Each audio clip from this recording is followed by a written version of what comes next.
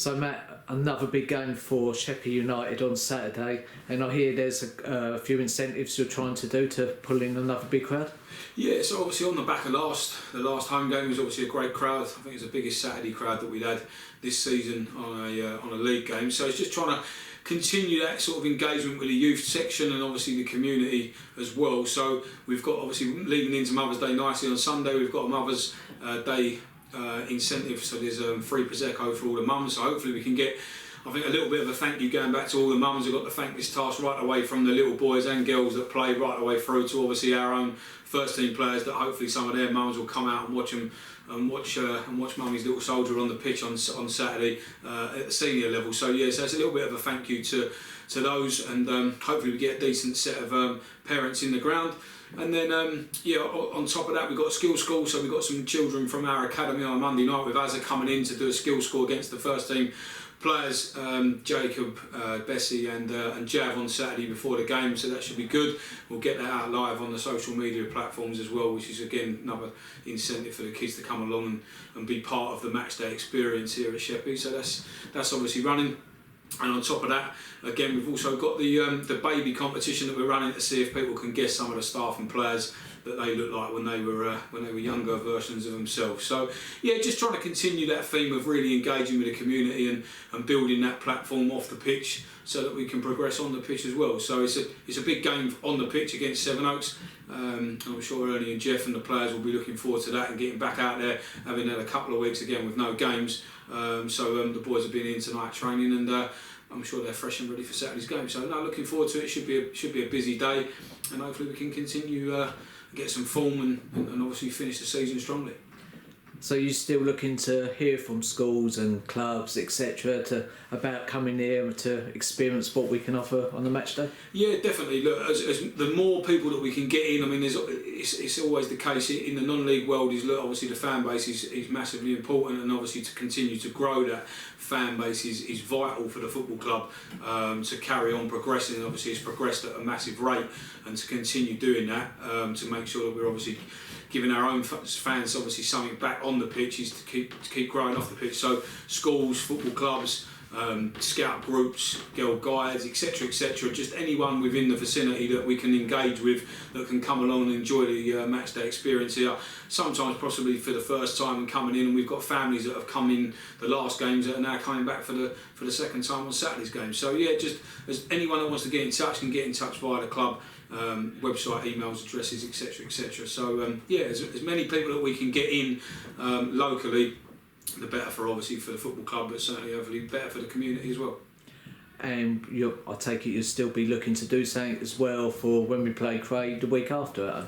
Yeah, so I think keep your eyes peeled for the social media. We'll be working as a team behind the scenes over the next few days to get some other incentives running for next Saturday's game against Craig Valley, which again should be a real big test on the pitch, but certainly one that we're trying to aim for, hopefully for our largest crowds of the season. But we'll see how Saturday goes first. So just turning our attention to the actual football, obviously you've been a manager for a number of years now. How frustrating is it for a manager like Ernie, where you've had 3 games now postponed? Does that affect your momentum?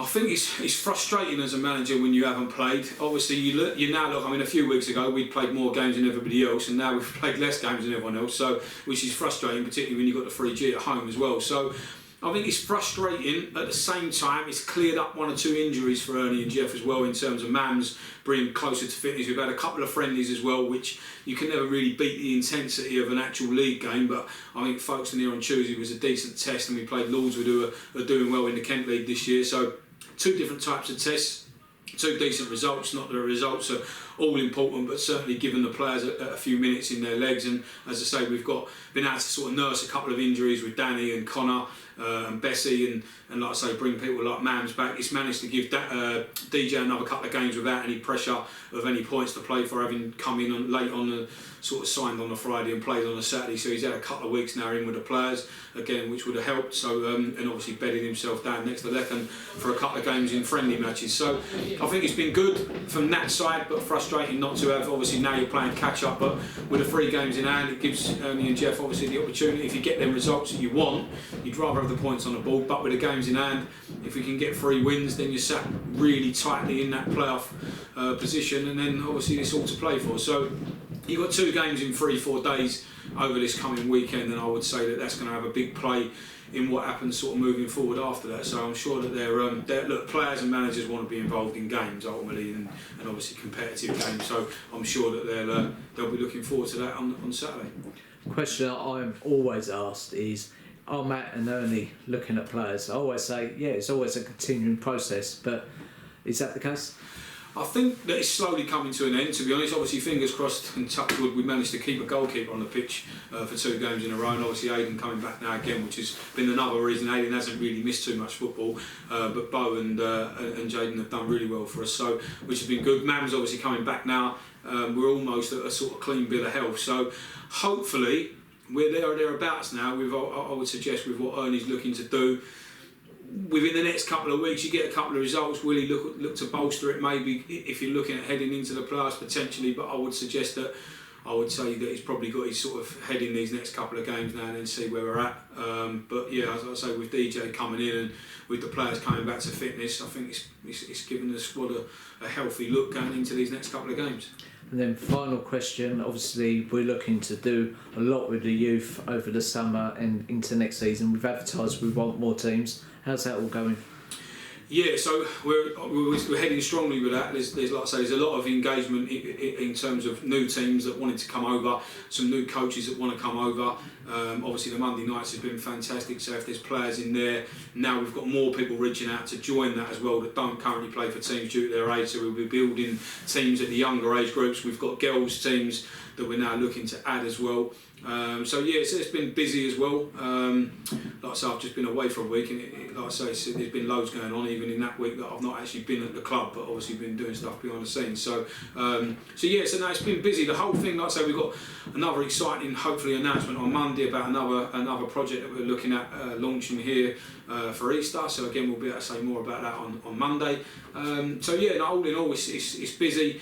And the club's obviously very vibrant with what we've got going on in the summer with the concert and obviously the marketplace, etc. So there's loads going on, and even just sitting talking to the guys tonight upstairs, there's just so many people working hard behind the scenes to get the club where it needs to go for the next level and the next stage. So it's everyone's on the same page, and everyone's got their own individual roles, which is kind of, I know there's a few people with sort of 1 or 2 hats, but mostly importantly here that people have got a role and they get on with what their role is within the club, and it helps push it forward. One cheeky last question then. So we mentioned the photo competition. Out of the 15, how many did you get? Not many. Not many. Probably 5, I think. 5. There's 1 or 2 that I'm quite good at. But yeah, it was difficult to be fair. I'll be interested to see how many people get it right. Brilliant. Thanks, Matt. No worries.